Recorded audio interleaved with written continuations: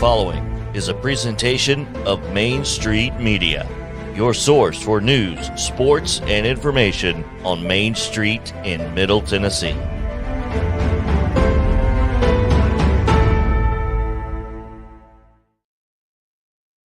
Sound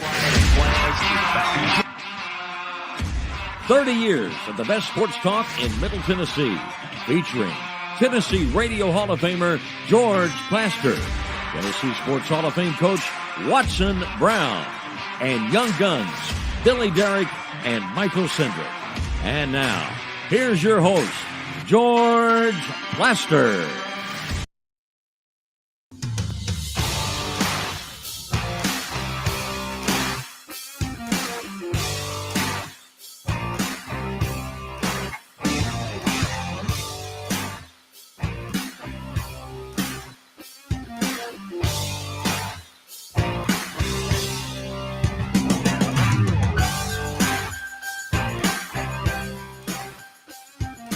Hello again, everybody. Welcome in on what is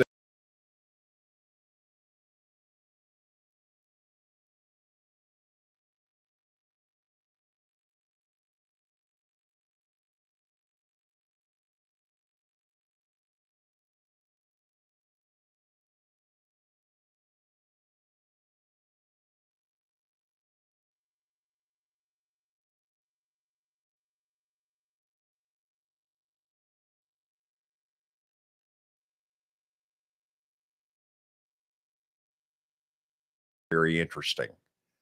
I know that Watson Brown is my co-host.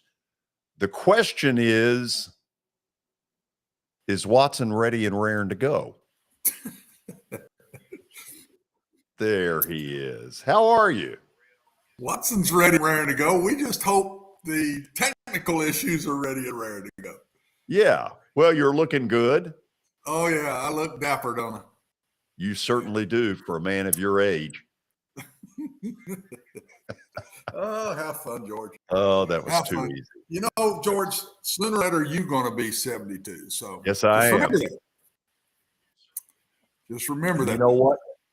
I'm going to look good at 72. Oh yeah, you'll keep. You've been coloring that hair for 20 years, so I mean, sure I have. You just keep going to what you've been doing. What the heck? Yeah, this will be easy for you. Lost you. Well, that may be good. That might be good that we did. Let me say hello to Billy Derrick very quickly. Billy, say hello and maybe goodbye at the same time. Hello, George, and goodbye, George. I'll see you in the update. Okay. Look forward to that. Should we say hello to Terry McCormick? I think we should. Okay. We'll start the show as we do every day during football season with our daily Titans update. Terry McCormick getting ready for his Yankees, and they're tonight against the Cleveland Indians. I think we just lost Terry. Oh, okay. He's back. He's back. That's wonderful.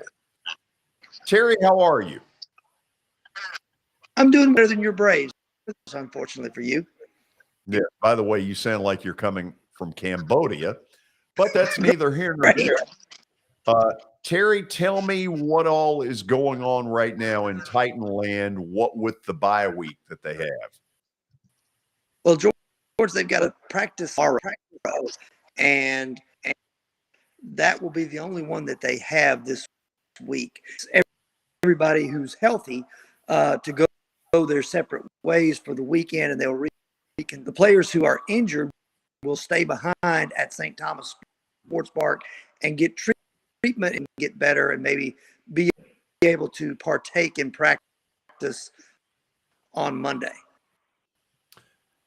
Terry, as they sort of use this time to reassess where they are, what do you think is something that they're going to try to do, whether it's adding somebody, whatever, to try to help this football team a little bit? Well, I don't know that they are per se going to go out and add. There's some people that have been reporting that the Carolina Panthers, after firing Matt Rule, if they are, then the Titans certainly should look to see if there's anybody on that roster. Price, I wouldn't give away the farm to acquire a player.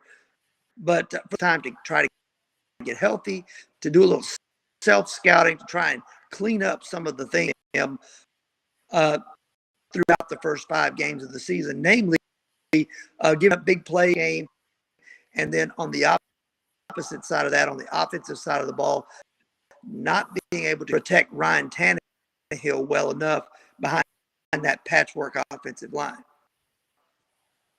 Terry, we're hearing about 3 out of every 4 words that you say, which makes for an interesting conversation. Let's try this one more, and then we may end this a little bit early. When do they send the players out of here? How long will they be out and able to kind of enjoy the weekend? There's a practice tomorrow, and they will be free Sunday, and they will report back on Monday to practice and get ready for. Okay, I have no idea what you just said. I'm not good at trying to interpret words I can't hear. So, Terry, let's just call this a day and be done with it. All right. Maybe. Well, that was enlightening. So, Watson, give me a thought or two. Do you think there's anything they should try to do in the short term to try to make themselves better? The one main thing I would try to do is find a tackle, find another offensive tackle, because the left tackle position since Taylor got hurt has really struggled.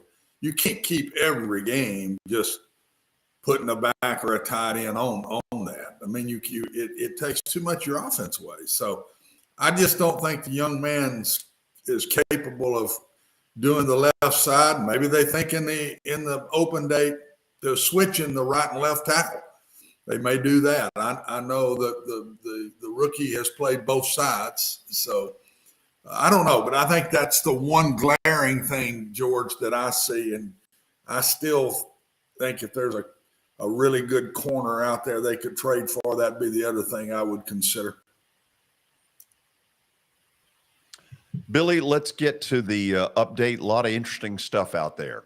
Yeah, George, there's a lot of news to get to today, a lot of scores in Major League Baseball to get to. But first, that Daily Titans update was brought to you by the Justin Tucker team with Platinum Realty Partners. They are proven to be trusted with your most personal asset. The Justin Tucker team, Middle Tennessee's most trusted team in realty. You can call them at 615-906-8458. And also Sumner Funeral and Cremation. They're sharing their family with yours in your time of need, and now with 2 convenient locations in Gallatin and Hendersonville. Also online at sumnerfuneral.com.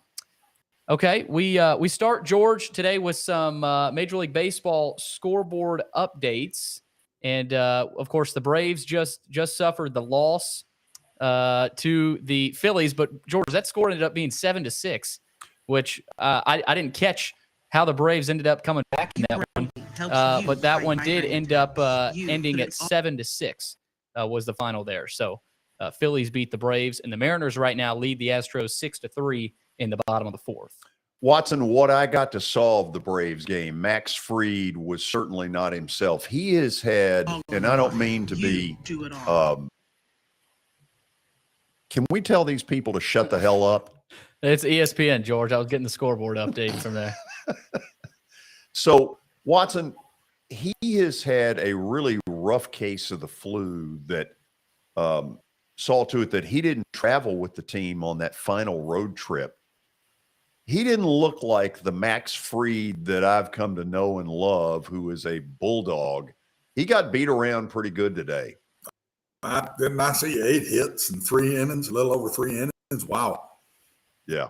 You don't give 8 hits in a game a lot of times. So, I mean, yeah. I don't know. I hope it's just the flu and he'll get his strength back, George. Pitching late in the year is a toss of a coin, man. These guys have thrown so many balls, and some of them get tired. Some of them don't. Some of them get an injury late in the year. Some of them don't. I mean, it's just toss a coin. And I'm not talking about the Braves. I'm talking about everybody. It's just that many pitches you throw during a season, man. I don't know what the answer to that is. I've always said put another reliever in there and put another starter on your team. Add 2 more people to the roster. Pay 2 more people and get a 6th starter stuck in there. I don't know, but I think it hurts the end of the year when these pitchers are just sore or just wore out. So right now the Phillies are on a little bit of this run like the Braves were a year ago, where everything appears to be going right for them. This is a huge victory for them for 2 reasons. Number one, it's a win on the road in Atlanta, which now means the Phillies have the home field advantage. And number 2, they did it with a starting pitcher whose name was not Zach Wheeler and was not Aaron Nola. Yeah. And huge check mark Phillies. Oh, I think they walked out smiling in this one, George, because I think they pretty much said we'll go down in this first one, but we've got some of our aces coming. No, that's a huge win, but it's still the Phillies in my book. So there's still a long ways to go here. When you hadn't done it in a long time, it's mighty hard to finish it off. And we'll see we'll see now with them with the home field advantage how they handle that. Is it 1-1 Atlanta? Is it 2-2-1? How's the 5-2-1 game series go? Game 5, if it were to happen, would be in Atlanta sometime Sunday. So it's 2-2-1. 2 in Atlanta, 2 in Philly, and then they bring it back for the 5th one. The Braves needed this to be a 7-game series when you lose this first one. That 5-game series, man, you go to work now. You've got to go to work, and they have got to win the next game. You put one of those got-tos, they're in a got-to now. They are absolutely in a got-to. What else we got, Billy? We got Brett Favre. The saga continues with him and the Mississippi fraud scandal. He has denied any wrongdoing. He says, I've been unjustly smeared in the media. He said, I have done nothing wrong, and it is past time to set the record straight. So Brett Favre isn't having any of this. I truly pray to God that what he's saying is true, Watson. If not, this is a really sad story. Yeah, George, if not, he's going to jail for a long time. I mean, I hope and pray he's right. I hope and pray there's nothing to this, and we're all innocent until proven guilty, not said guilty. I try my best when this happens to people that feel that way. I do. Sometimes with the media, it just jumps at everything so much in our today's world, and social media does, that it's hard to try to just be even keel and let it work itself out. But for Brett's sake, I hope and pray. For anybody's sake, I don't want anybody get caught in something like this and your life change on the spot. Next piece here, NFL news. Ron Rivera has apologized to Carson Wentz. He said, quarterback, in quote, it's a quarterback-driven league. He said that Washington had failed to identify a quality signal caller. But then he walked back those comments. A day later, he told reporters that he apologized to Carson Wentz and the rest of the team for calling out Wentz's weaknesses and the club's weaknesses as well. So Rivera did apologize, but you also still said it. Yeah, I mean, I'm sitting there thinking, what level of intelligence did it take to utter that comment? Oh, idiot.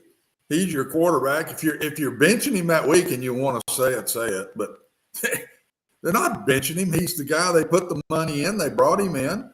Ridiculous to say that. You and I can say it, but for him to say that, my gracious alive. Ridiculous, George. Not good. Firing lines as far as I'm concerned. You don't do that to a player on your team. Mike Vrabel would never. He would never treat Tannehill that way. He wouldn't do it. He might bench him. He would never make that statement. And our last story before we go to the break. Last story, Devontae Adams after the game last night was shown shoving a photographer who had walked right in front of him on his way to the locker room. According to the report that was filed, the photographer told officers that he was injured when Adams pushed him and went to the hospital for treatment last night. Police said the injuries are not life-threatening, though. But, I mean, there's not many words after that one. Well, the bottom line is that a close, really tough loss does not give you the right to do that. And, you know, this guy has decided to file an assault claim. And, you know, Davante Adams did the one thing that was smart in the post-game press conference when he unheated, you know, he did the apology part and all of that. But you just can't do that, period. And George, you can't. And I've had them many times walk in front of me, the cameras, and nearly not knock me down, but trip me, or I have to stop and walk around. I mean, it is a tough deal. But if you're going to be in this business, it's part of it. It's just part of it till somebody pushes you or sticks a crap camera and in your face and cuts you or something like that. But they just walk right in front of you. They'll change your path just to get that close-up view. But it's part of the job, in my opinion. And he can't do that. Okay, that's our update.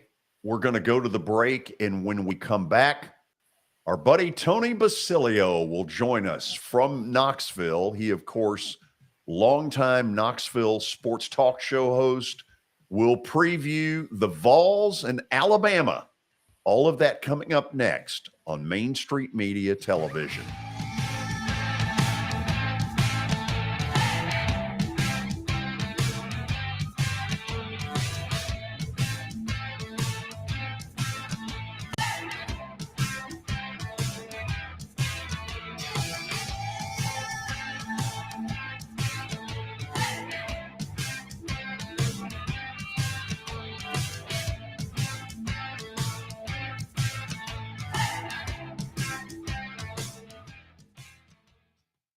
Buying or selling a home can be a very personal experience. Why not go with the team that receives nearly all of their business from referrals? Clearly a trusted name in real estate. The Justin Tucker team with Platinum Realty Partners has sold more than 500 homes in the last 7 years. Voted best in Sumner County multiple times. Proven to be trusted with your most personal assets. Call the Justin Tucker team with Platinum Realty Partners at 615-906-8458. The Justin Tucker team with Platinum Realty Partners, Middle Tennessee's most trusted team in realty. I highly recommend Sumner Funeral and Cremation because of their caring nature and attentiveness to detail. Pre-planning your funeral now will bring you peace of mind and less stress to your loved ones. When the chaos of losing you happens, your family can honor and celebrate your life, knowing things are happening just as you wanted them to. Pre-planning determines the details of your funeral, cemetery services, and can be less expensive. We are honored to serve you and are always here for you in your time of need. Sumner Funeral and Cremation. Traditional, affordable, dignified. SumnerFuneral.com. Jody Jones Dentistry can handle all your dental needs, from the basics to cosmetic procedures. All of this in the nicest dental facility I have ever seen. Jody has done it right. They're located conveniently at 55 Music Square East, and for an appointment, it's simple. Dial 615-259-5100 and tell them Plaz sent you.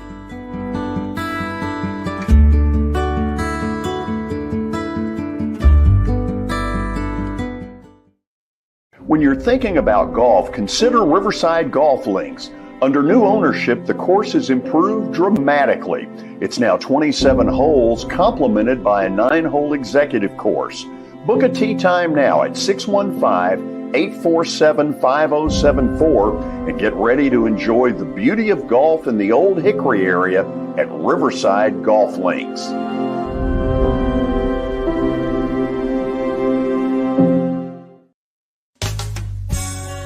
I'm Bart Durham. I was sworn in as a lawyer in 1963, and I've been working as a lawyer since then. We're a firm that does exclusively personal injury, a lot of tractor-trailer crashes.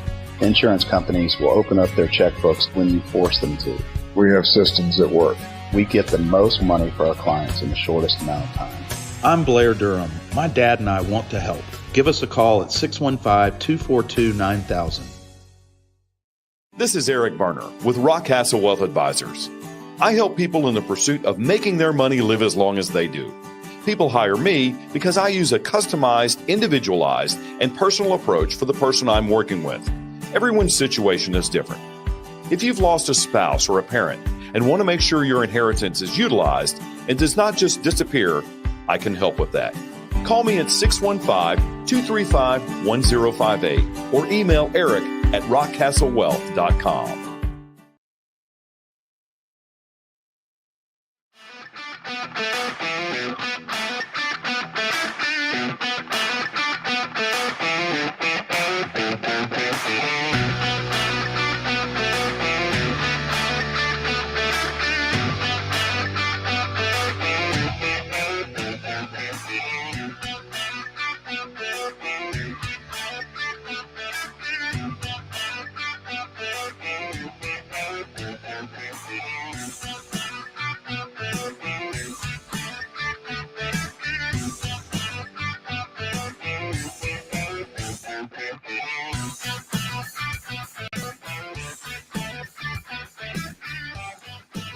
For those of you watching live, Philly beat Atlanta earlier today, 7-6, held on for dear life at the end.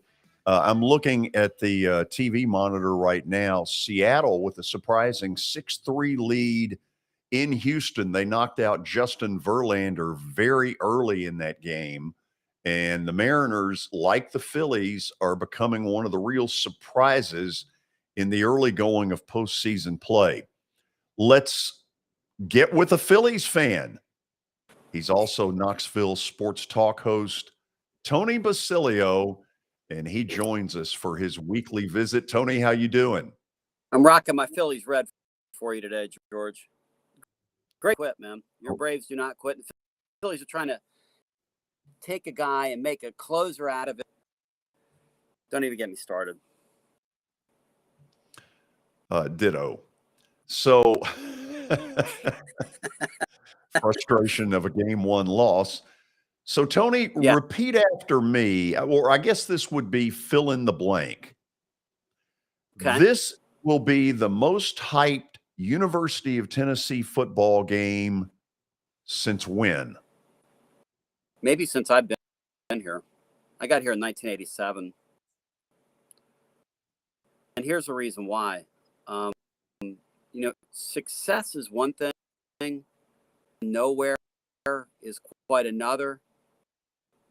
Success out of no other. I mean, rewind the clock to last January when January a year and a half ago. That would be what? I'm thinking about this. 16 months ago?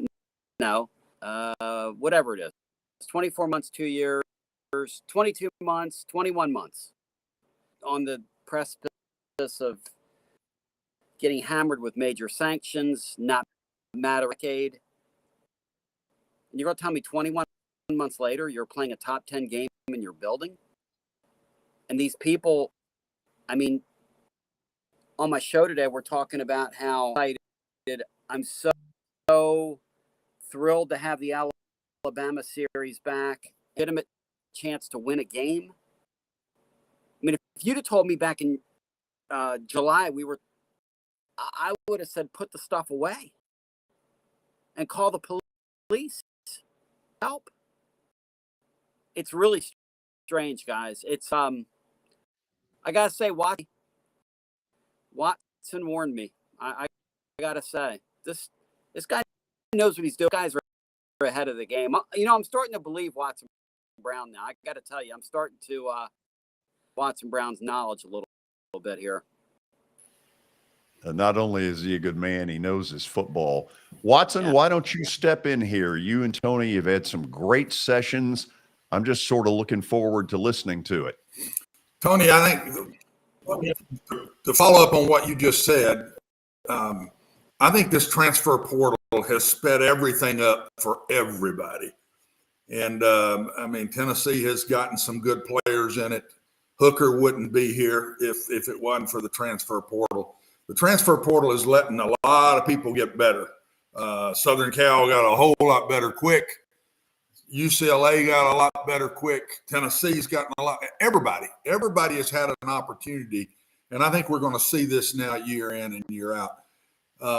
I thought Tony Saturday against LSU, it was a good sign because it really wasn't the offense. It was the decisions made by the defensive staff and special teams that made plays, and the defense just really fooled and bothered LSU by bringing 5 guys and playing either a 3 under 3 deep zone or man free. I think they did it, Tony, to keep the quarterback in the pocket because they knew from breakdowns all of his plays came from outside the pocket, and it ended up getting free people everywhere getting to the quarterback. I mean, LSU couldn't pick it up. And Tennessee had been a defend bunch with double safeties, and to come in and bring 5 that much of the game was a fantastic move, and I thought it was the difference that made it a kill game instead of a close game. What was interesting about it, we see this happen to any of these young people, but they're starting tackle the night before the game. Yeah. And Tennessee just had your point. And I think they felt like if we can just make Jaden Daniel to a quick decision maker and not let him breathe. I don't know. Do you defend Milroe the same way this week? What do you do with this Milroe guy? Another one that looks like he's a kid back there that likes to run around playing quarterback. So, and I don't know what's going to happen with Bryce Young. I was just on a Tuscaloosa, and I asked the host, what's going to happen. I think it's a 50-50 he plays. And this Milroe this week, Tennessee's got to feel incredibly excellent about their chances. They have to feel excellent about their chances in this game.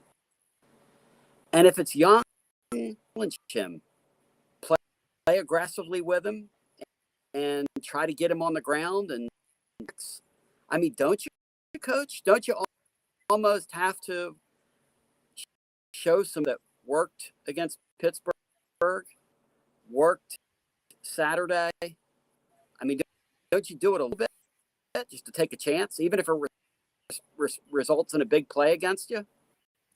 I think they'll bring 5, maybe not as much as they did at LSU, because they kept doing it because LSU couldn't pick it up.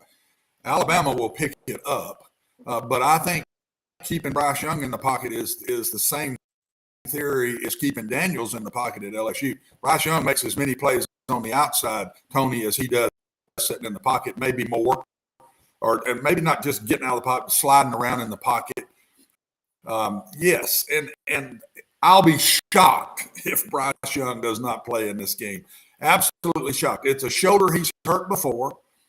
Those injuries you come back quicker from when it's not your first hurting it. And it is the game for Alabama.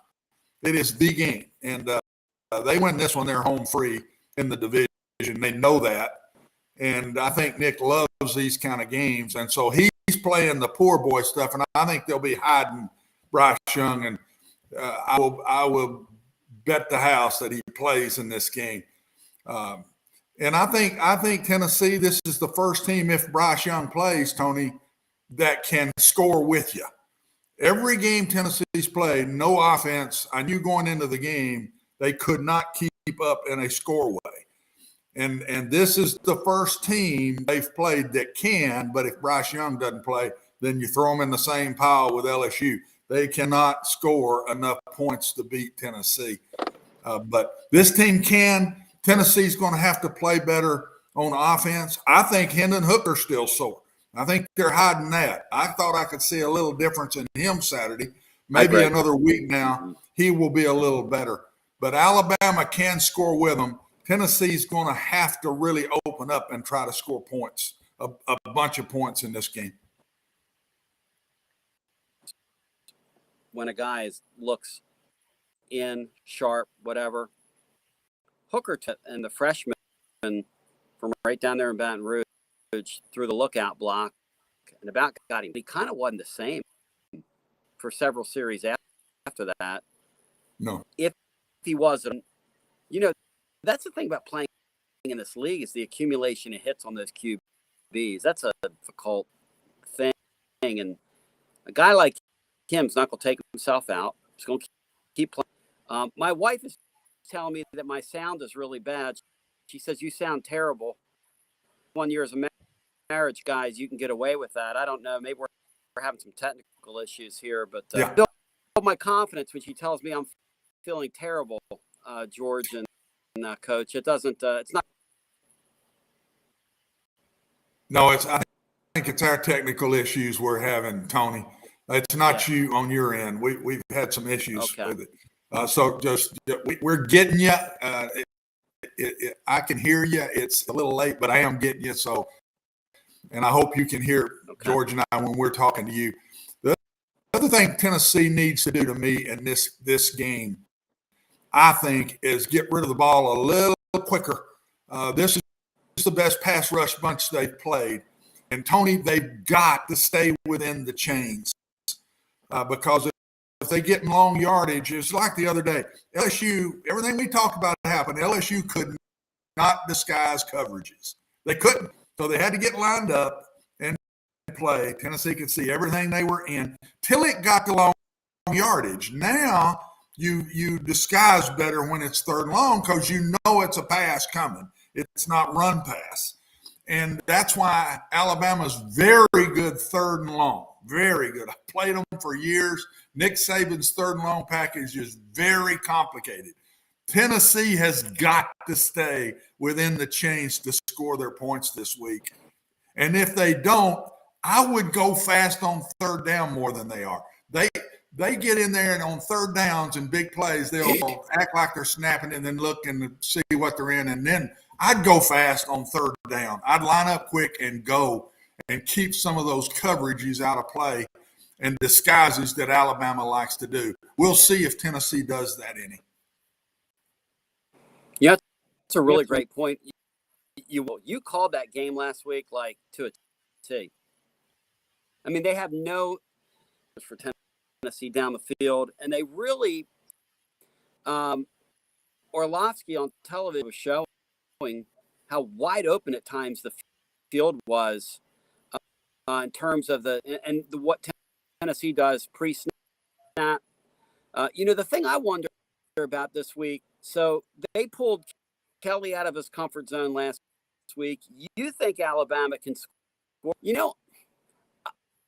I kind of believe you, but then again, Alabama's near the margin.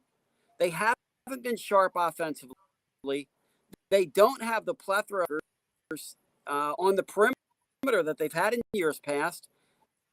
They don't have a tremendous line on the Gibbs kid, who's pretty good, but he's not upper first round level, type player that they've seen we've seen there in years past. I think Tennessee's got a real chance in this game. I just think they really do. Yeah, I think where Alabama's better, Tony, is quarterback play. If he's healthy enough to play, a year older, he's their player this year than I think he was last. And their pass rush is better than it was last year. Their pass rush is pretty dadgum good, and they were all over A&M's quarterback last week. That's why I strongly say stay within the chains, Tennessee, where you keep it running pass and be good on first down and second down and don't get caught in those third and longs. And I think they'll have a great chance to win the game. And if the quarterback doesn't play, then I say Tennessee's favored to win the game. That's what I saw on offense at Alabama last week against A&M. That stuff is not going to fly. Tennessee will bring 5 people in his face. He's not a good enough thrower yet. Their receivers, I'm not impressed with in a one-on-one way. So that's why I think Tennessee will do more of what they did against LSU than even they expected, because I think they're sitting there saying we can hang with these receivers with one free safety deep. We can hang with them and let's pressure this guy, both of them. Because if you got a quarterback, and I've played with it, when you're a quarterback that's hurt or is sore, let's say, you want to get him on the ground. It's just, I'm sorry, but you do, because you want him hurting, not to try to hurt the kid, but you want him hurting, and that shoulder starts aching, and then you're about half of the player you normally are. You know, it'll almost be worth taking a 15-yard penalty to say that. Like, I'm with you. I'm not advocating injuring somebody, but a buddy of mine said he used to play defensive end here. He said it's almost like a health check. The lineman, when he played, would say, "Hey, we got to check this guy, health check this guy, healthy." You know, community service, if you will. But Alabama's own Tennessee in this series. All things come to an end in this place. George asked me, I've never seen this place excited for a football game. Talked to a buddy. He said, right now, it's a solid $300 seat in the house. You want to sit downstairs, $600-700 spots. I mean, these people are over the moon with this. I'm going to be down at Calhoun's on the river, and I'm hoping to get out of there alive. That's my goal. Only thing I can compare it to, Tony, was back when in Phillips' heyday a little bit, the Tennessee-Florida game, a couple of those Tennessee-Alabama games with Peyton Manning. That's about the closest thing to it. And I don't think that both of them ranked this high. 3 and 6, I think, is what it is right now. I don't know if it's been that way in a long, long time, but this is neat. Tennessee's in the stretch right now, man. They've got Alabama, and then again, got Alabama, Kentucky, and Georgia. This is the stretch that if they were to get through this, now we're talking a complete different world. Now they're talking about Final Four possibilities. So right here, this next month is unbelievable in Tennessee football, and it starts Saturday with Alabama. And the craziest thing is to consider, if you get by, stranger things have happened this season. I mean, they just have. Then all of a sudden, the Georgia game, and you say, okay, well, you can lose that one on the road, one loss, until now all of a sudden you have an argument, even if you don't get to an SEC championship game, you have a spot, and you can make it loud and make it proud because you've gone on the road, defeated Pittsburgh, have a win over Florida. Right now they've got 3 times since 2007. This is as highest ranked as these two teams have been since 95. The last time Tennessee and Alabama played both on late in the year, 1989. It's been a while. Yeah. No, I agree with you, and I agree that if Tennessee just lost to Georgia, it would depend on the Alabama-Georgia game in the SEC championship game, Tony. If Tennessee won out the rest of the way and lost only to Georgia, if Georgia beats Alabama, Tennessee would have a shot at that point. They would be in the talk. They would be in the talk. If Alabama beats Georgia, then they wouldn't be, in my opinion, because Georgia had beaten Tennessee and Alabama had beaten Tennessee. So that's still the piece. Alabama is the key for Tennessee. They could still get in around Georgia, but they can't. They're going to have to beat Alabama Saturday, and then if they lose to Georgia, they still have a shot. I'm telling you. Yeah, you know the thing's better. You tell me. Georgia or Alabama? Because Georgia looks disinterested, and Alabama doesn't look as well coached or as sharp. I thought that those two teams were in a different class than the rest of college football at the beginning of the season. And the more these games are played, the more both of them Neither one of those two are as good as Tennessee on offense. What matters is, are they that much better than Tennessee on defense? Because Georgia's offense and Alabama offense is not as good as Tennessee's offense. That's the way I see it. Yeah, and can Tennessee make enough plays and get off the field? The LSU game last week, there are so many hidden plays in there, but Mitchell doesn't tip a ball, and LSU's talented receiver goes in and scores. It's a second quarter, but he gets back, tips the ball away.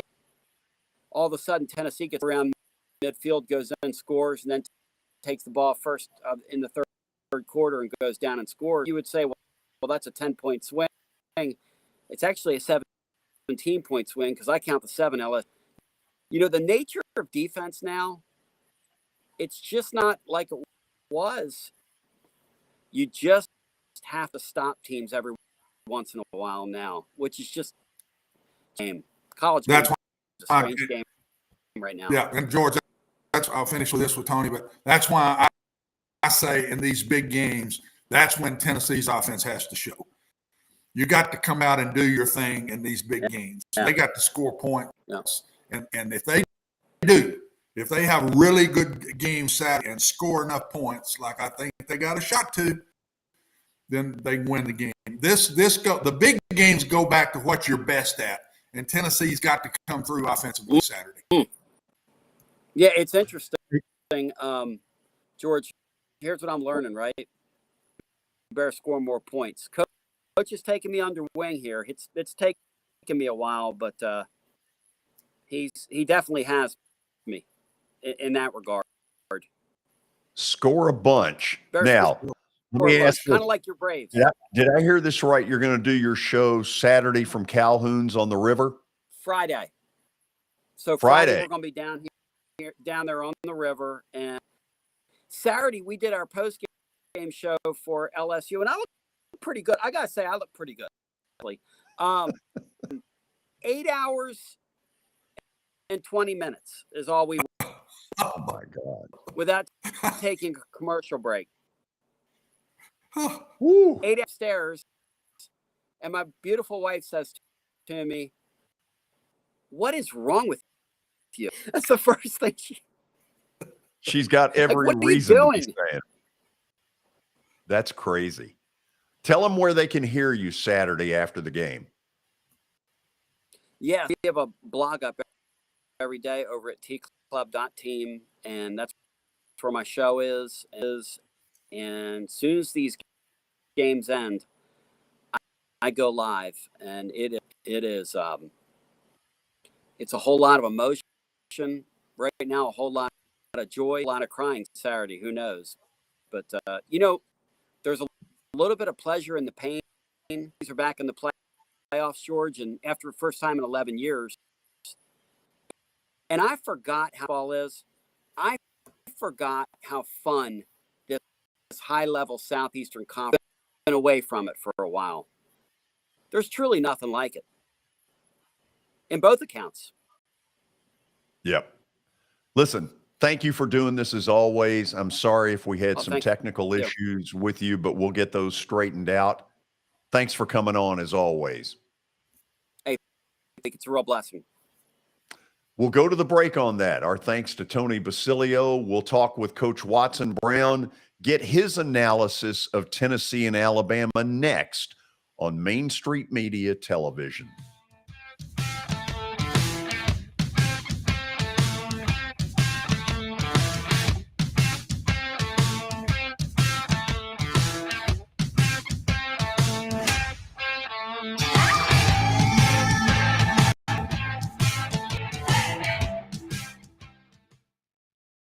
Justin Timmons and Joey Donnelly, they welcome every opportunity to serve and satisfy their clients. Whether you are looking to build your dream home or renovate your current home, their team will ensure that every client and remodel is unique, luxurious, completed on time, and within budget. Contact them today to set an appointment for a free consultation or to view some of their completed projects by logging on to DonnellyTimmons.com.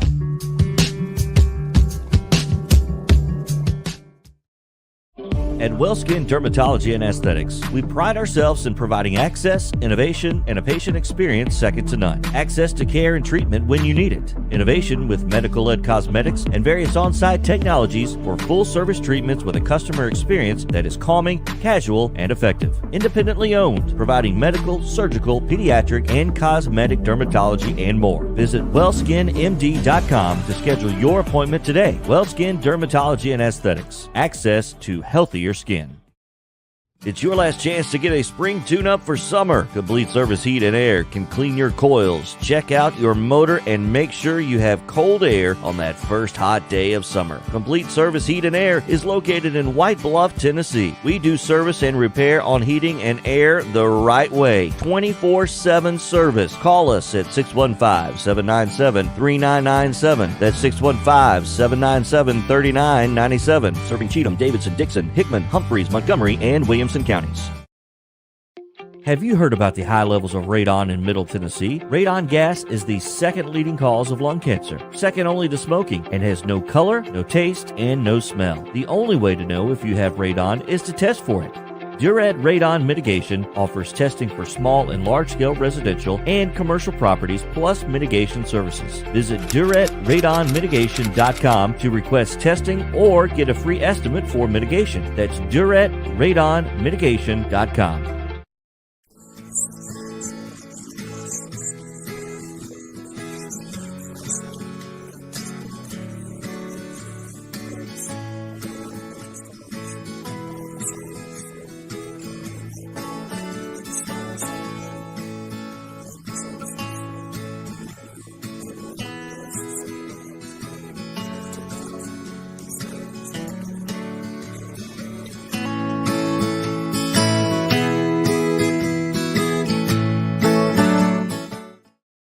Since 1865, the First Baptist Church of Gallatin on Winchester Street has served its community by catering to the least, the last, and the lost, providing a church of welcome used by God to save the lost, transform the saved, and impact its community. As a proud multi-ethnic congregation, Pastor Derek Jackson personally welcomes you to join them in fellowship Sunday mornings at 8 in person or at 10:45 in person or online at firstbaptistgallatin.org. First Baptist Gallatin on Winchester Street, serving with open arms as a true church of welcome.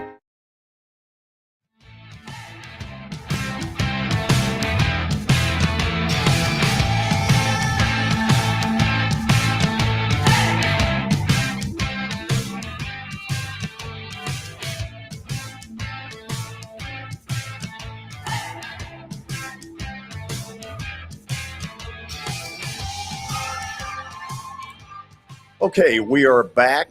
Let me bring Coach Watson Brown back to all of this.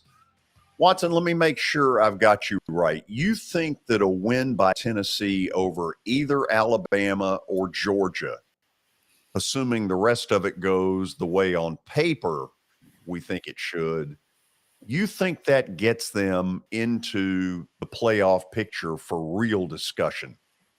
Well, if they beat Alabama Saturday, then they could even lose to Georgia and still have a chance to get in. That's what I'm saying, George.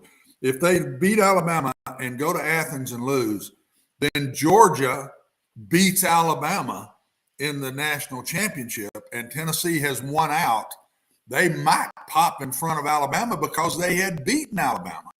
So I'm telling you, the game Saturday, in my opinion, is even bigger than Georgia because it might give Tennessee a two-way go, that they don't just have to win the SEC championship or maybe not even win the East and still might get in late because we know Michigan's going to lose one.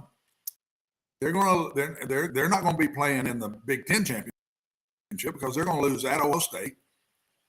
Clemson will probably be there because I see nobody other than this weekend. Florida State is the last team on Clemson's schedule, I think, that could probably beat them. I don't know who will come out of the other side to play them in the ACC championship. And then I think one of the two West Coast guys, Southern Cal or UCLA, is going to be the one that we all want to forget about. One of those two, I think, will be around at the end. But Tennessee will have If they lose to Alabama and then they also lose to Georgia, no way. No way. So this is the big one to give them a possible two-way go, in my opinion. In your scenario, that committee has to go Josh Heupel over Nick Saban. Do you really think they would? Well, Josh Heupel, if he wins that game, he has beaten Nick Saban. And when they go head to head late and trying to decide which one to take, and I'm saying now Tennessee doesn't lose to anybody else except Georgia. That I don't know how you don't take them over, because Tennessee won the game against Alabama. So that's if they beat Alabama. They haven't beaten Alabama yet. That's not going to be an easy chore, and I really think Tennessee's offense better be on fire to win that game. They're going to have to play really well on offense that day. Your opinion is that this has got to get them offensively into the 40s to probably win? 35 and up, at least, yes. I think it's got to be over 35 if Bryce Young plays. Now, if Bryce Young doesn't play, you're back to LSU again. I mean, you could win and not have to have a great offensive day, because they're not anywhere close to the same offense without Bryce Young. I mean, George, they can't throw the ball. Kenro is not ready to be a SEC passer just yet. He can hurt you with the legs and all that, but I'm telling you, Bryce Young is the difference maker. This is a Heisman Trophy winner that's playing better this year than he was last, in my personal opinion. So he's the guy, and he can make enough plays if healthy enough. If he plays really hurt, he won't be great. And if he doesn't play, then I think Tennessee's favorite. I'd pick Tennessee if he doesn't play in the game. But if he plays and he plays well, then I think Tennessee is going to have to outscore them, and it'll probably take 38 and up to win the game. Okay, that's a little bit of Watson's analysis. We'll get later in the show into a tale of the tape between Alabama and Tennessee that I think you're going to find very interesting. We'll go to the break, then stat of the day, then we'll be joined by Jay Barker, who was Alabama's quarterback when they won the national title in 1993. This is Main Street Media Television.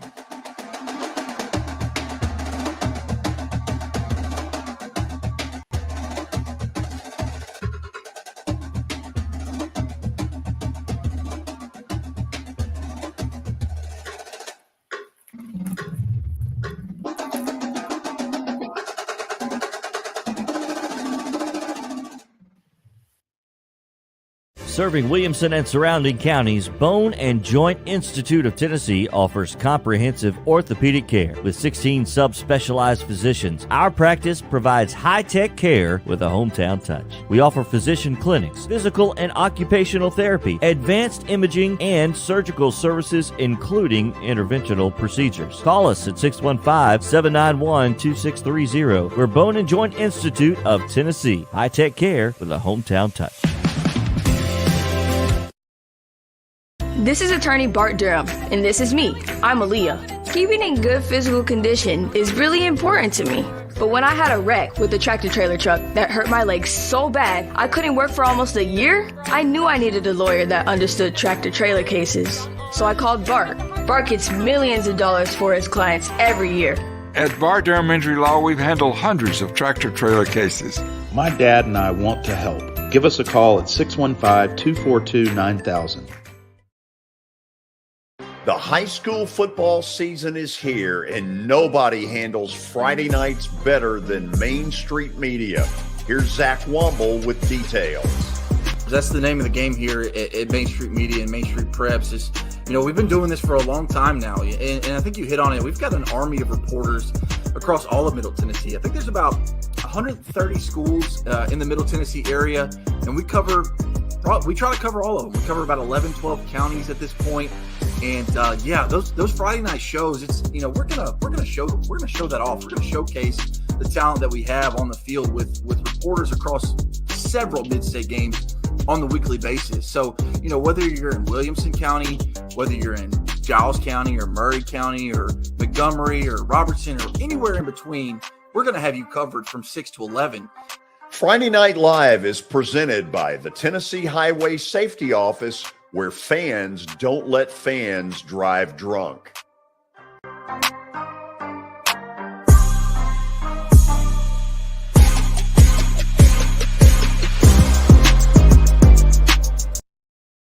At Sumner Funeral and Cremation, our mission is to serve families as our own, celebrate the life of their loved one, and help begin the healing process. My whole family, including my wife and my mom and siblings, were very happy with the treatment that we received. I would highly recommend Sumner Funeral and Cremation. We offer funeral, burial, cremations, and pre-planning services. Sumner Funeral and Cremation. Traditional, affordable, dignified. SumnerFuneral.com.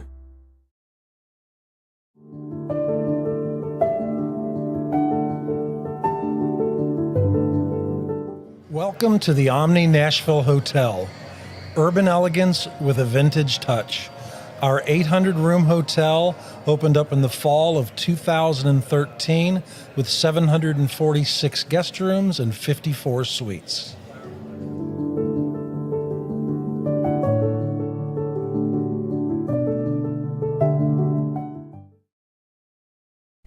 Hey everyone, I'm John English. This is Keith Wallace, and we would like to welcome you to John English Antique Sports and Cards in Shelbyville, Tennessee.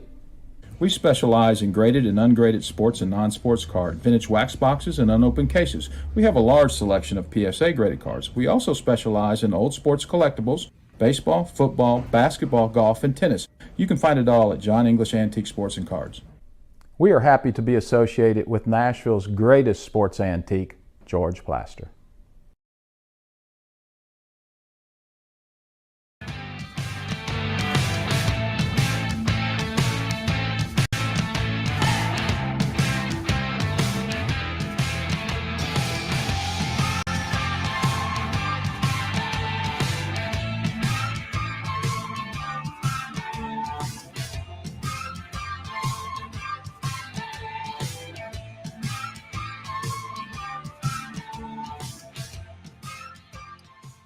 Welcome back into the George Plaster Show. It is now time for Stat of the Day, powered by John English Antique Sports and Cards, as well as Eric Berner with Rockcastle Wealth Advisors. You can find John English over in Shelbyville, open Tuesdays through Fridays from noon to 5 o'clock and Saturdays from 10 a.m. to 5. Visit them online at JohnEnglishGradedCards.com. Also, go give Eric Berner a call at 615-490-7052 or log on to their website at rockcastlewealth.com for more information. Okay, it is time to check out Stat of the Day for today. As we go full screen here, the question is, Derek Carr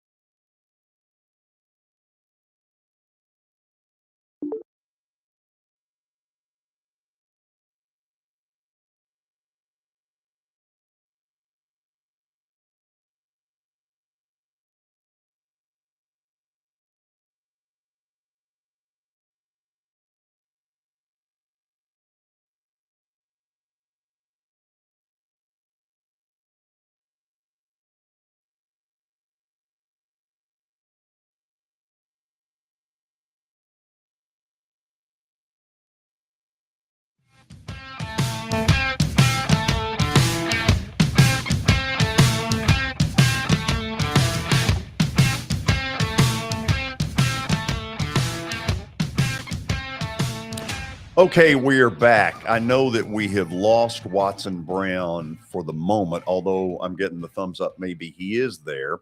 But let's head to Birmingham and say hello to a guy who has won a national championship as an Alabama quarterback. Go back to 1993, and that guy in the baseball cap won a national title with Gene Stallings' Alabama Crimson Tide. That's Jay Barker. Jay, how are you? George, doing well. How about yourself? Hope you're doing well today. And the leaves are changing here in Birmingham. I'm sure they are there. That means that we're getting close to what used to be the third. We're so excited about this matchup. Man, Tennessee looks great. Yeah. Let's first of all kind of give us what you're hearing on Bryce Young. I had heard a couple of days ago, look, take it to the bank. He's going to play against Tennessee. What are you hearing? Today, Tim Brando was on the show from Fox Sports, and Tim had talking to Chris Lowe right on that he had gotten word that Bryce was going to play this weekend. Now, again, Chris is a very Coach Saban. He is kind of the guy that Coach Saban goes to in order to kind of put news out there. So with it, Chris has kind of been the guy for him for a long time. So if Chris is saying that, Tim kind of talked about it. So, Chris normally knows what he's talking about. We'll see whether or not Bryce is ready for this match of this weekend. I know that they were very, very careful with him last weekend and, let him go out for warm. Jalen Milroe came in and didn't play the type of game he wanted in his first start. His Alabama quarterback is really good moments as well, and he's a tremendous athlete, a great kid. And I think that learning experience key for Alabama going forward in case Bryce does get hurt again or Jalen's got to come in relief. He kind of understands more the things he's got to do as a quarterback. And one of those things is not to hurt your team or turnovers, make good decisions, be a great leader on the field. And he does most of those. So he's got God-given size. And with that, he's having to learn how to really play the position of quarterback. We went through this with Jalen, some other quarterbacks who were running quarterbacks come out of high school.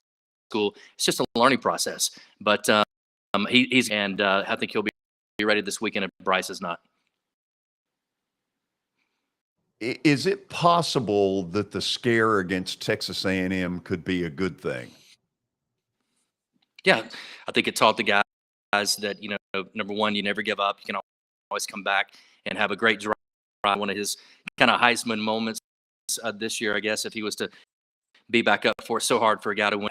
After that game, I told people, I said, look, this is the type of games that Nick Saban really loves. That was a teaching moment, a chance to tell your team, look, we're backed up against the wall, or things are really tough in an environment, things that we can clean up and do better at, and things that we can really correct. And I think the same thing with this A&M game. 4 on offense, 2 from the quarterback, fumble, interception, another fumble from the running back.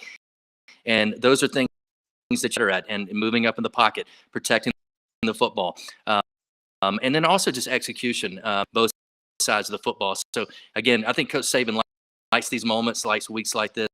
And my son, O'Brien, is quarterback coach and has really enjoyed working under Saban, and tells me, a lot of are there. But I know that this team is being really, focusing in over the first. Today's that kind of workman day. Tuesday is really a lot that they do, and they begin to dwindle it down. As far as they realize they're playing against a different Tennessee team, different mindset, different attitude, and a team that really, and one that I think has a lot of confidence heading into this game. They're hoping to end the streak. Jay, you got a lot more football knowledge than I do. You've won a national title. I've only dreamed of one. I've thought for a while Tennessee's great on offense. There's no question about that. Helen Keller could figure that out. But they took a step forward Saturday defensively against LSU that I didn't know they had in them. Kind of give me what you thought when you saw it. Yeah, I thought they played really well. And again, I think that comes from confidence on both sides. Want to see their offense continue to produce points.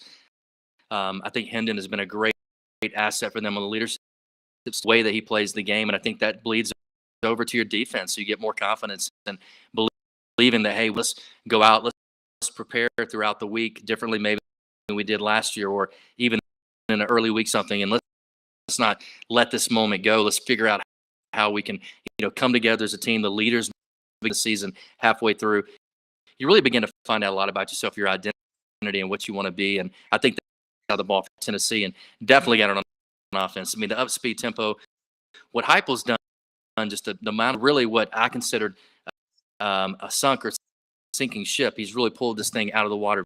Very quick, the team buying into his philosophy, the approach to each and every day as far as practice, preparation, in the SEC. Watson, you get a chance now to go down to Birmingham, your old stomping grounds. Say hello to Jay Barker. Jay, how are you, man? Watson. Thanks for coming on. I got to call you Coach. I can never call you Watson. No, you can call me Watson. I'm old, but you still call me Watson. Last time I saw good to talk to you. Yeah, last time I saw George last year, so a lot of fun seeing him. And man, I tell you, you don't ever.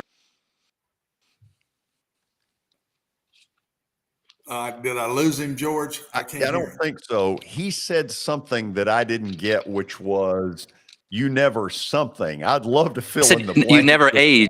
Hey, I'll tell you what I was going to use was you never pay the bill. Hey, George. Yeah, you better keep that tape, man. That's all I can say. Jay, to me, this is a neat game for Alabama because this is the first time in a while, even though they're favored, there's a whole bunch of folks with the quarterback, questionable and all that Alabama won't beat Tennessee. And I would just know Nick don't get many of these opportunities. And I think that he's going to use that. And I think Alabama has been watching Tennessee for a few weeks and know they were going to be their toughest opponent to date probably. And so I think they've geared toward this game. The other thing that I think helps them, Jay, if Bryce does play, is to keep it quiet because it's two complete different offenses when Bryce isn't in there to when he is in there. And that doubles up Tennessee's time as far as preparation. So I think that is a good move if he is going to play and still be a little sore. I think it's a really good move to keep it the way they got it right now. Most definitely. And as a coach, how every moment in practice is so important. So as you put together your practice plan, you don't want to stay out too long, work done, but you also feel like I've got to work some against a running quarterback like Jalen Milroe and do it all. Really is this year really showing what he can do as far as the running game. And, he wants to stay in the pocket, but defenses have to work on that. They got a game plan for that. So it's just extra time spent, less that's going to be playing in Bryce Young. But I agree. I don't know if Saban will make an announcement about it again. Chris Lowe told Tim Brando. Tim Brando told us that he was going to play in this game. I'm not sure if Coach Saban wanted that in case. I think he'll keep it close to the vest, make them have to prepare for Bryce and Jalen all week long. Tougher for the defense and just adds more preparation time. The Tennessee against LSU kind of surprised them, I think, Jay, they brought 5 pressures a whole lot of the game, playing man free or a 3 under 3 deep. They mixed in 3 zone and man free. And it really bothered LSU. I think they did it because they wanted to keep Daniels in the pocket. He makes a lot of his plays on the outside, and it ended up freeing up people. I would think they'll come back with a sore quarterback in Bryce Young, and if he didn't pay to keep the other one in the pocket, and I don't think they're going to put that much they won't be scared of the Alabama receivers. Are they better than people are giving them credit for? Are they getting better at wide receiver as every game goes on? What do you see there? Yeah, and they are. And actually, my son, I was telling earlier, little Brian, coaching on the offense, the quarterbacks. And, he's really rated about some of these young guys, the job that he's done. He told me early on that, you're going to see Prentice. He's done throughout the summer and the workouts. He's really grasped all the offense. So understanding where to be on blitz, how to recognize blitz, those things, being a guy coming straight out of high school. You got Burton now, the transfer from Georgia. You've got hopefully we'll get Harold back, get somebody transferred in. He is a speed guy that can take the top off the coverage. But Isaiah Bond, that's the guy. I think he really has the chance to be a great receiver at Alabama. Got the speed, got the athleticism, can make people, and also has great hands. With Harold, he's more of a deep threat. He's not really the guy that you're going to rely on for say, look, he's going to be a sure hands or 3rd and 8 to 8 to 12. But he is the guy that can get you the explosive play down the field. I think also looking at a lot too more the tight end. He was 9 touchdowns and broke the single season record for Alabama as far as tight ends. And then you got Jahmyr Gibbs come out, great scat back guy. Reminds me of my back, Sherman Williams, who can not only run it whenever you need it, making plays in space. Jace McClellan, the running back as well, does a great job, stronger runner. But Jahmyr, he's an outstanding talent. I know you guys watched him at Georgia Tech. I've been so impressed with him and also in the fall. But as far as the receivers, they're probably 6 or 7 deep of guys who are very more experienced and more playing time and chemistry with Bryce Young. And I think they've gotten some of that. I hate the fact he was out there. We're building on that more and more game after game, spending more time playing together. Because there's nothing like, as you know, speed and atmosphere to develop that chemistry with the guys around you. The other thing, Jay, to me that I can't wait to watch, I think this game is going to be won on 1st and 2nd down with Alabama's defense against Tennessee's offense. They get in those massive wide splits and go very fast on run pass downs, and I think everything they do is a run with a pass call with it, and the flat quarterback just picks what he wants to do. And I think Alabama, I've gone against Coach Saban before, early downs, he's a lot more of a base guy. When you get to those latter downs, his stuff is very complicated, and they're very good. And then when that pass rush just knows its pass, I think Alabama really becomes a favorite at that point. So I may see how Alabama plays these wide splits, how they're going to handle it, and because it is different, and the speed won't bother them because they do that. But the wide splits are a total different deal, and I'm anxious to watch Alabama on the early downs, and if they can get them behind the chains. Tennessee is just like anybody else when it gets to that point. Yeah, you become one-dimensional. And again, Tennessee, I think, against Alabama, one of the areas that really affects them, and I'm not so sure how this works with those wide splits as much. The back shoulder throws are really tough. And again, that's tough for any DB. I don't care if you're at Alabama, if you're a team or any team in high school or little league. That's an advantage the quarterback and receivers have as far as the timing of that. Very effective against even the best DBs. Those wide splits can cause you issues.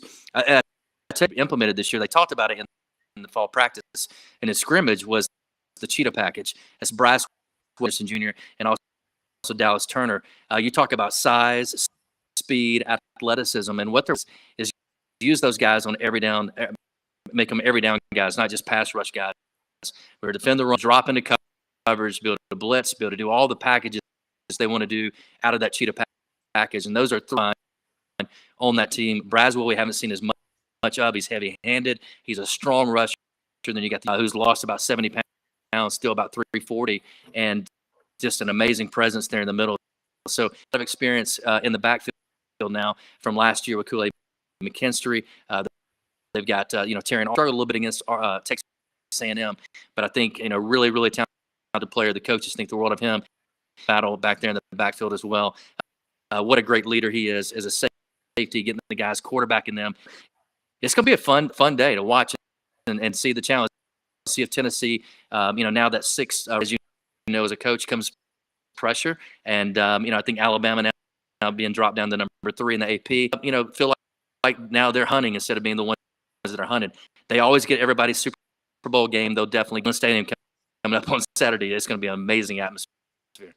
Yeah. George, my last thing to you, Jay, is Alabama's won this game now so many times. Is that rivalry to the Alabama kids and to the Alabama fans still that same?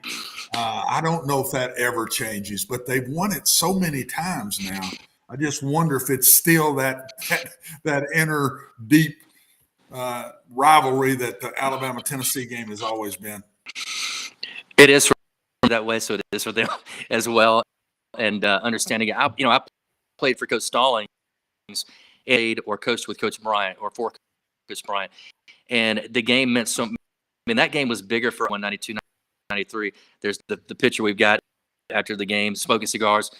That's 1994. It's awesome. Look at that. I love it. Yeah. So there's a story behind it, but it takes too long to tell you. But you look at that, and you look at the younger generation, like my kids' age and below, and even it became LSU and Auburn. I mean, that was the two biggest rivals for that generation. For me, it was even bigger because of the stories and things I read about. My dad felt this way, but General Naley kind of was able to overcome Coach Bryant and beat him a number of times. And never forget when they finally beat the streak, he pulls out the cigars, and that became that tradition for Alabama to see as well. So I think it's still for the older generation, or even for the mid-older. Maybe I'm back in the older now, but is that Tennessee still very, very important, and they want to win. Oh, Jay, you don't know what old is. But number one, thank you for doing this. Hey, put that picture back up for just a second. Oh, man, I love that. That is that after the national title game? No, that's after the Tennessee game. Remember, it's 1994 game, which our defense actually said they had tougher time against him. They did Peyton. Peyton came in, I think, what mid played in his first Alabama-Tennessee game there in Neyland Stadium. And Coach version, we kind of got into it the day before. I'd hurt my right shoulder. I wasn't sure if I was going to be able to play or not. Homer, before that practice on Friday at Neyland, we went to his little office area.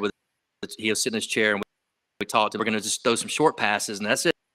We're going to then let Jay stop and rest his shoulder for the rest of the day. Then start doing our stuff. I stopped.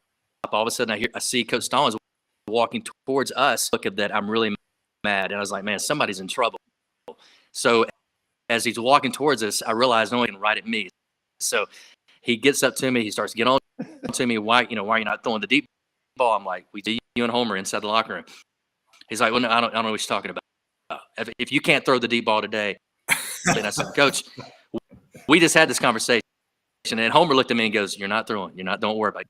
You're not throwing. The ESPN was out there, fans. I was so embarrassed.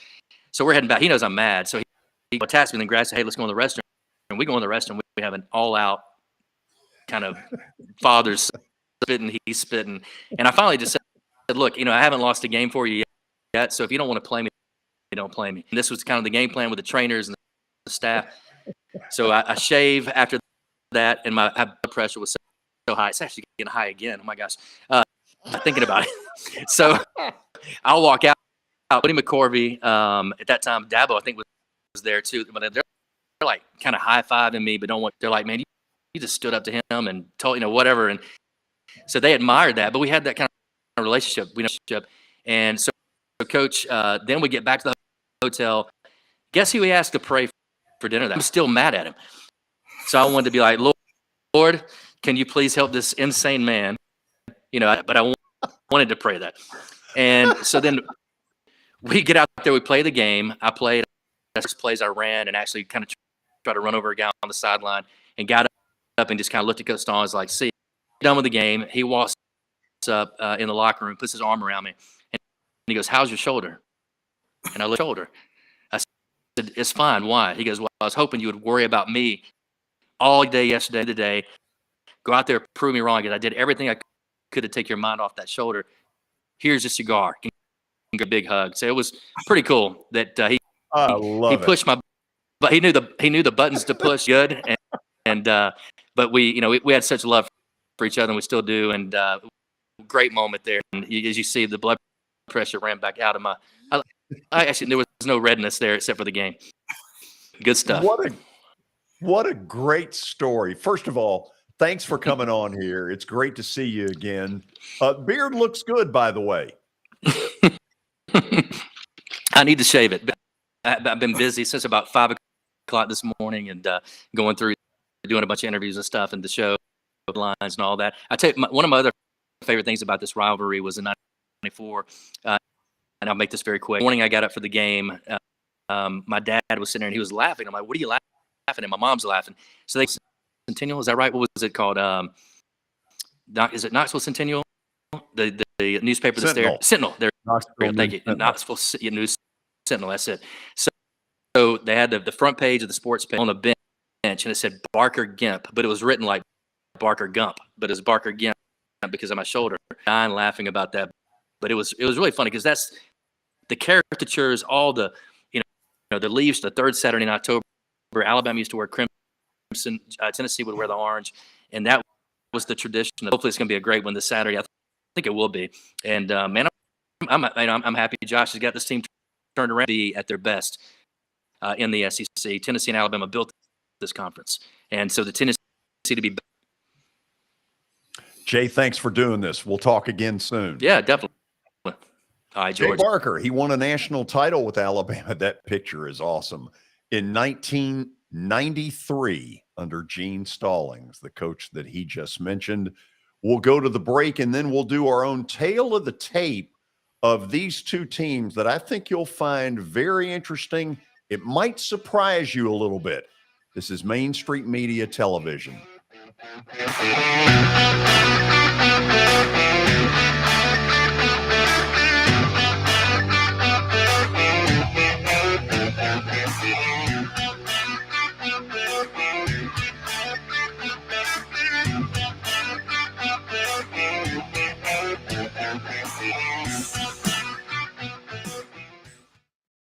Buying or selling a home can be a very personal experience. Why not go with the team that receives nearly all of their business from referrals? Clearly a trusted name in real estate. The Justin Tucker team with Platinum Realty Partners has sold more than 500 homes in the last 7 years. Voted best in Sumner County multiple times. Proven to be trusted with your most personal assets. Call the Justin Tucker team with Platinum Realty Partners at 615-906-8458. The Justin Tucker team with Platinum Realty Partners, Middle Tennessee's most trusted team in realty.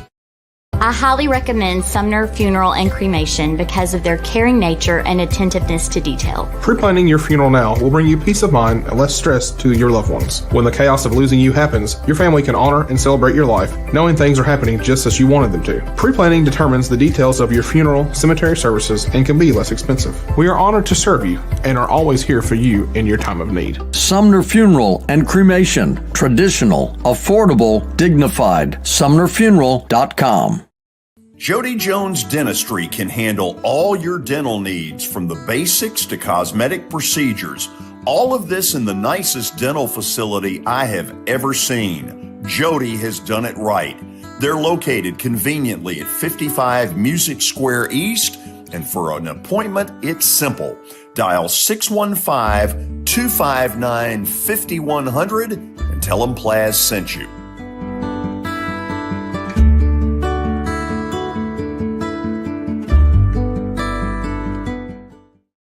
When you're thinking about golf, consider Riverside Golf Links.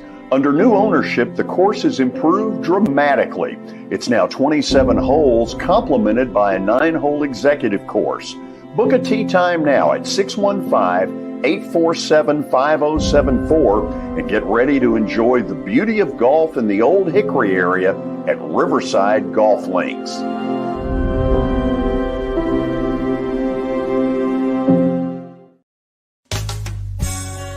I'm Bart Durham. I was sworn in as a lawyer in 1963, and I've been working as a lawyer since then.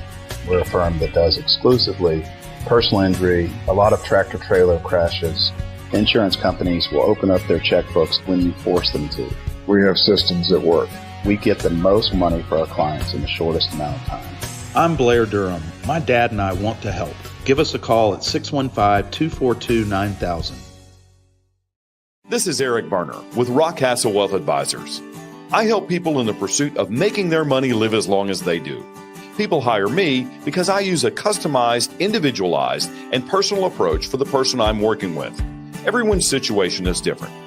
If you've lost a spouse or a parent and want to make sure your inheritance is utilized and does not just disappear, I can help with that.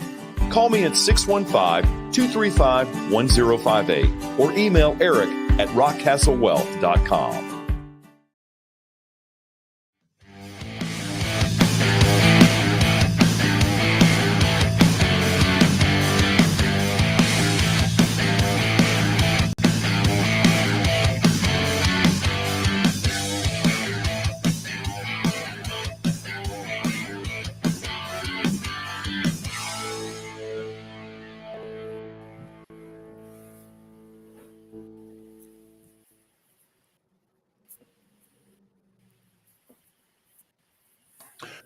We're back, and if you're watching the show live, it looks like Seattle is going to Houston and win game one. So the two road teams look like they're getting it done. Philly beat Atlanta earlier today, 7-6. They had to survive. They led by as many as 7-1 at one point, and then had to hold on for dear life. This one is 7-3 Seattle, with the Mariners batting in the top half of the eighth inning. So enough of that. Let's get back to Tennessee and Alabama. I did this morning a little bit of an exercise, and Billy put it together. We'll call it a tale of the tape, and it might be a little confusing at the beginning. There are 131 teams in Division I football.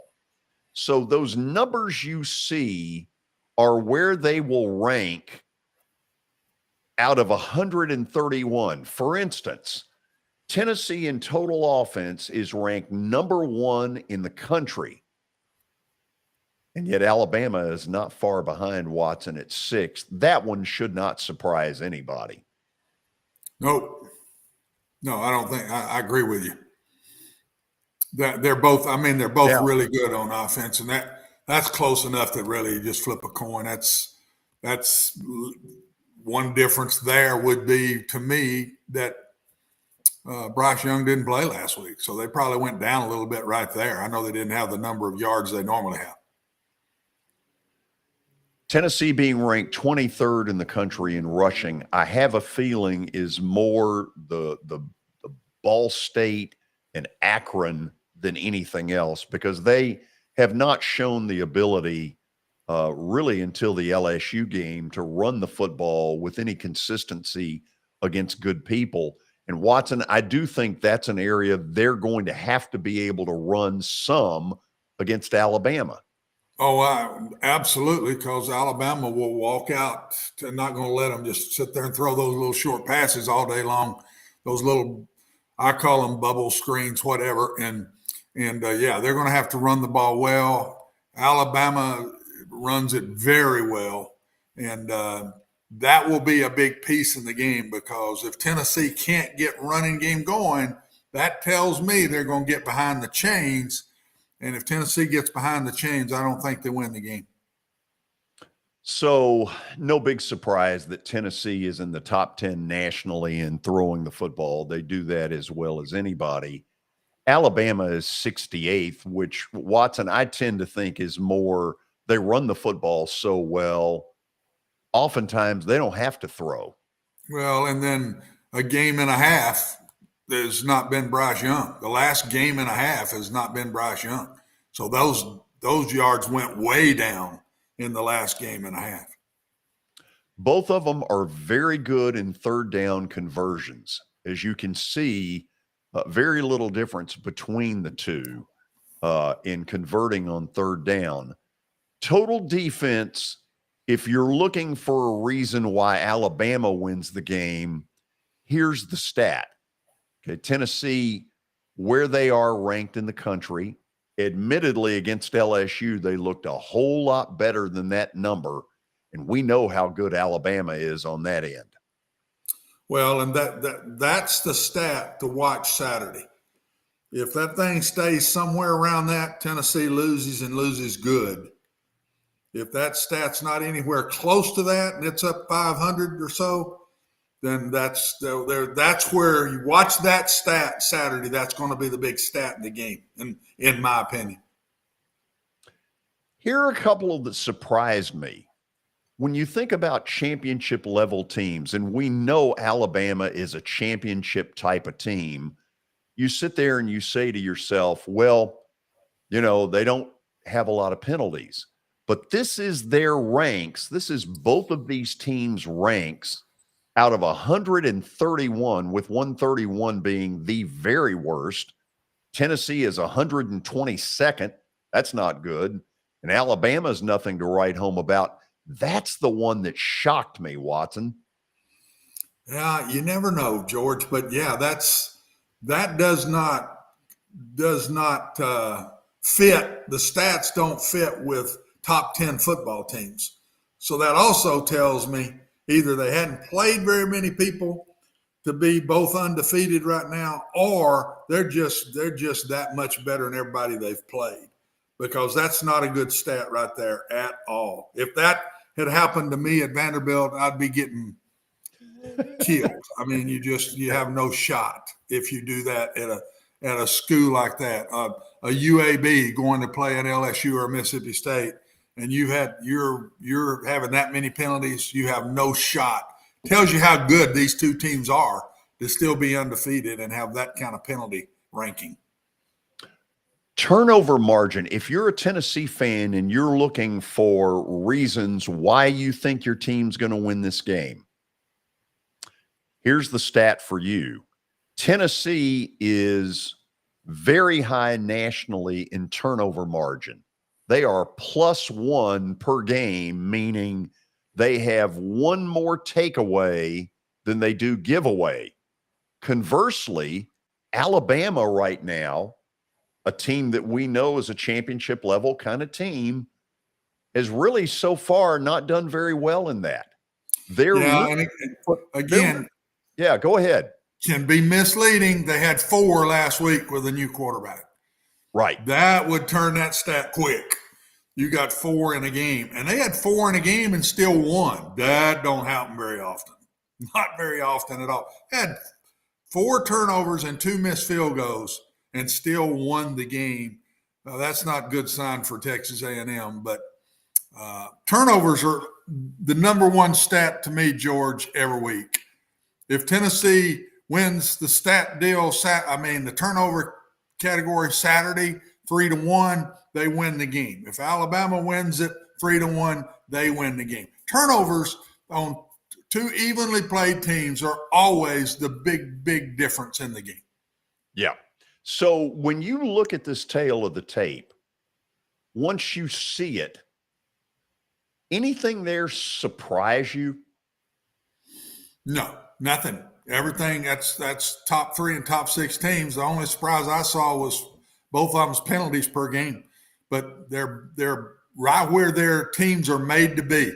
Alabama's really, really good on defense. Tennessee is really, really good on offense. The number 3 defense in the country playing the number 1 offense in the country. I mean, that's the way both these teams are being built.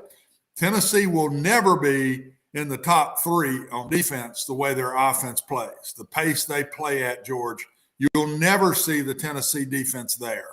They just won't. Whereas Alabama still runs the ball more, doesn't try to go as fast, and still, even though Nick says we win now on offense, he still plays his defense in a lot of ways. Old habits die hard. Old habits die hard, my man. He is a defensive guy. Don't ever forget it. Yeah, and he doesn't have Lane Kiffin breathing down his neck about it. No, but he's had some really good ones. Now, think about the coordinators here in the last few years. Oh, gosh.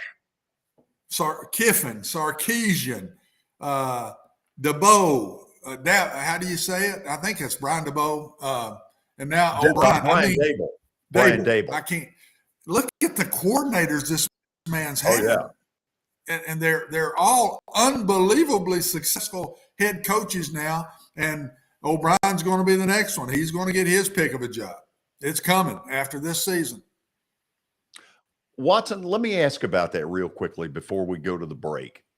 Bill O'Brien was a disaster as a GM head coach with the Texans. And a lot of what they're suffering from right now starts with a lot of the crap that he did in the final 18 months of his regime. Is he that good an offensive coordinator? I know that personally, I would be a little wary about him. He is a very good offensive coordinator, yes.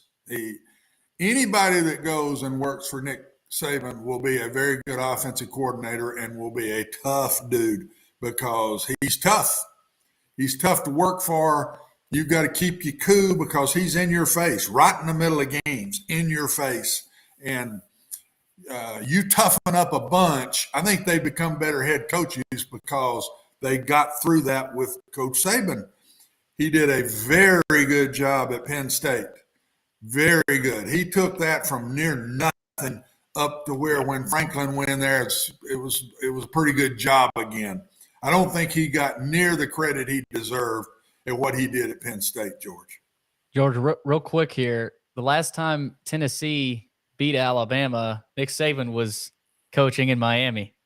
Oh, my God. A little younger there, isn't he? A little bit.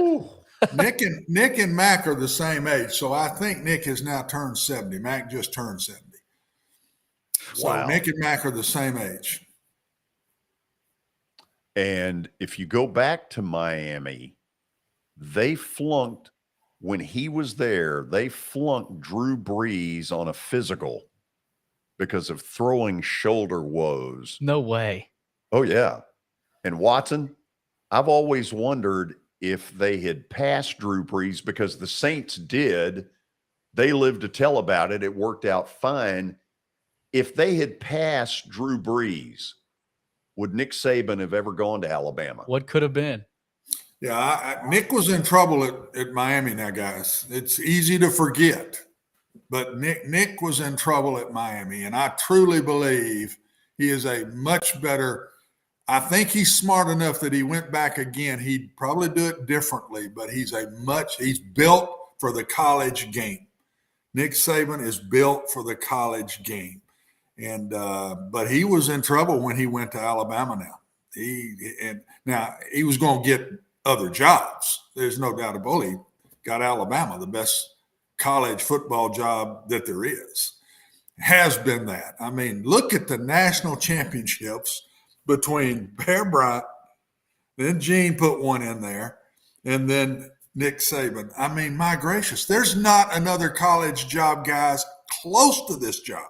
The University of Alabama is going away the best college football job in the country and has been for many, many years. God, look at that picture. We'll go to the break, and then we'll have Plaster Bet of the Day. This is Main Street Media Television.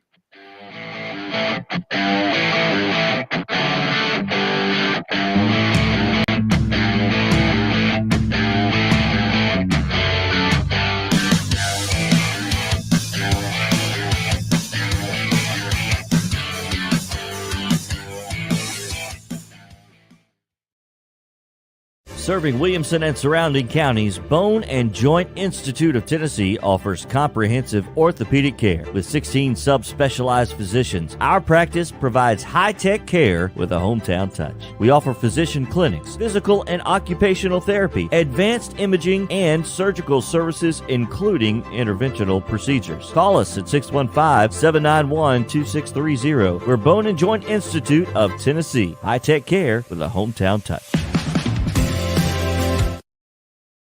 This is attorney Bart Durham, and this is me. I'm Aaliyah. Keeping in good physical condition is really important to me. But when I had a wreck with a tractor trailer truck that hurt my legs so bad I couldn't work for almost a year, I knew I needed a lawyer that understood tractor trailer cases. So I called Bart. Bart gets millions of dollars for his clients every year. At Bart Durham Injury Law, we've handled hundreds of tractor trailer cases. My dad and I want to help. Give us a call at 615-242-9000. The high school football season is here, and nobody handles Friday nights better than Main Street Media. Here's Zach Womble with details. That's the name of the game here at Main Street Media and Main Street Preps. We've been doing this for a long time now, and I think you hit on it. We've got an army of reporters across all of Middle Tennessee. I think there's about 130 schools in the Middle Tennessee area, and we try to cover all of them. We cover about 11, 12 counties at this point. And those Friday night shows, we're gonna show that off. We're gonna showcase the talent that we have on the field with reporters across several mid-state games on the weekly basis. So, whether you're in Williamson County, whether you're in Giles County or Murray County or Montgomery or Robertson or anywhere in between, we're going to have you covered from 6 to 11. Friday Night Live is presented by the Tennessee Highway Safety Office, where fans don't let fans drive drunk.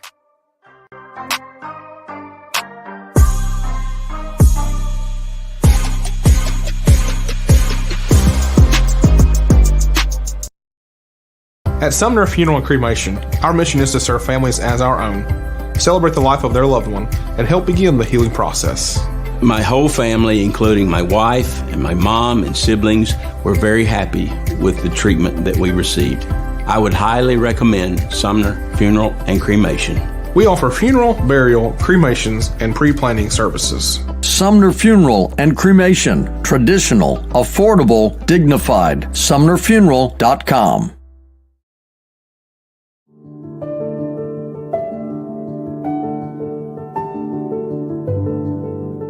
Welcome to the Omni Nashville Hotel.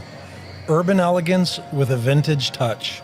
Our 800-room hotel opened up in the fall of 2013 with 746 guest rooms and 54 suites.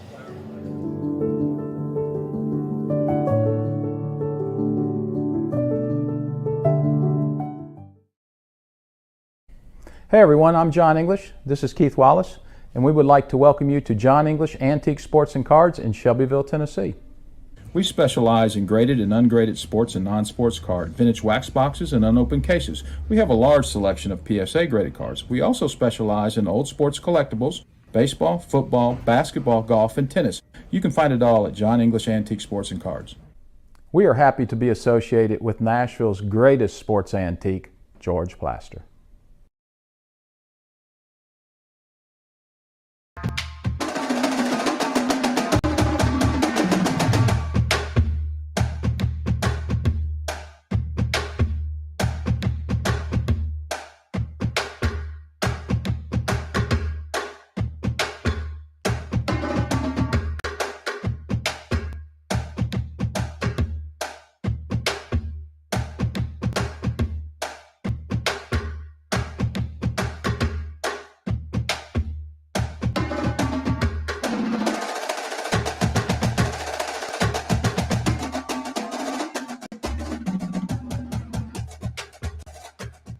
Welcome back into the George Plaster Show. It is now time for Bart Durham's Plasters Bet of the Day, powered by Bart Durham Injury Law. Of course, great folks.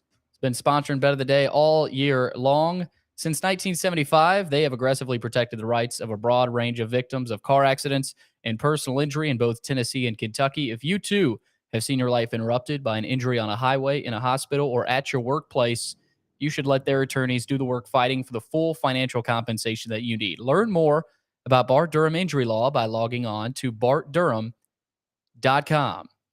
Okay, let's get to your results. George, you got 44-51 record at this point. You lost and tied last night. So you lost the Kansas City Chiefs bet last night, but you tied the two-team teaser. So yes, tomorrow, Billy, we will discuss that game at length.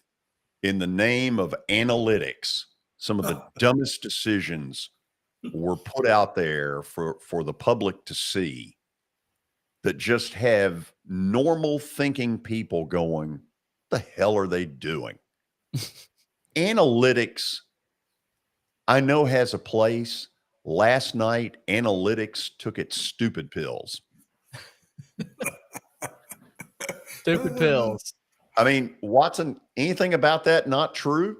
Nope. I'm with you 100%. I'm not an analytics man. If I had it today, I'd look at it, I'd close the book, and then do what I thought was best at the time. I don't know. They pay you a lot of money as a coach to make those decisions. How do you turn to a book? And I don't want to get into it now because we'll get into it deep, but how do you turn to that book? Can't tell you what you're blocking on the other side over there. Yeah. No, They the book can't was tell you written. how good that DB is that's covering your wideout. You know, I mean, I don't get it. I don't understand it. The bodies that you're playing against do have a little bit to do with how the game goes, George. It's a Dr. Zeus book. Yeah, I don't get it. Don't understand it. A lot of people are doing it. Boy, how in the world do you not start out? Just the first thing, how do you not kick the extra point and tie the game? There's nearly 5 minutes to go in the game. Tie the game and play it out. I don't get it. They said, well, they hadn't stopped Kansas City. Well, it doesn't make you stop them any better whether you tie the game or you're a point down. Right. What does that mean? They hadn't stopped Kansas City. Tie the game up and put the pressure back on the Chiefs. Yeah. Jeez. Watching that, I knew right away they're going to lose by 1. And they did. I knew it. How do you live with that? How do you live know. with that as a coach when you just absolutely said, nope, we're not going to tie the game? My gut I don't feeling know. is there's a pressure on these coaches from above to use these analytics people. But these analytics people, I know we need to get into this tomorrow, need to be brought into these press conferences. Yeah. Because if I'm the head coach, I'm not willing to sit there and look stupid for the right to have the analytics people say, well, he did what we told him to. I'd make them, you get your butt into that deal and let's see how brave you are then. Yeah, there's no pressure on you. You're opening up a book and reading it. And, I don't know. I don't mind somebody giving me the analytics if they want, but I still think the head coach has got to make the call. That's what he's paid to do. That's what his players are watching him do and relying on him to put them in the best situations possible. I don't get it. Just don't get it. My bet of the day is the Yankees minus 1.5. They've got a pitching advantage tonight in game 1, even though the two underdogs look like they're winning, although Houston's starting to make this close, starting to get uncomfortable down there. Garrett Cole is a better pitcher than Quantrill, and I think he'll win tonight. You get a lot better odds if you go minus 1.5. So that's what I'm going to do. I'm going to take the Yankees and hope the Braves rebound tomorrow. For those of you watching live, Seattle now leads 7-5 in the bottom of the 8th inning. Bregman has just hit a 2-run homer for the Astros, to close that to within 2. They've got the tying run at the plate with 2 out. Astros are a tough team, but so is Seattle. Anyway, enough of all this. We'll see you tomorrow. We'll talk more football.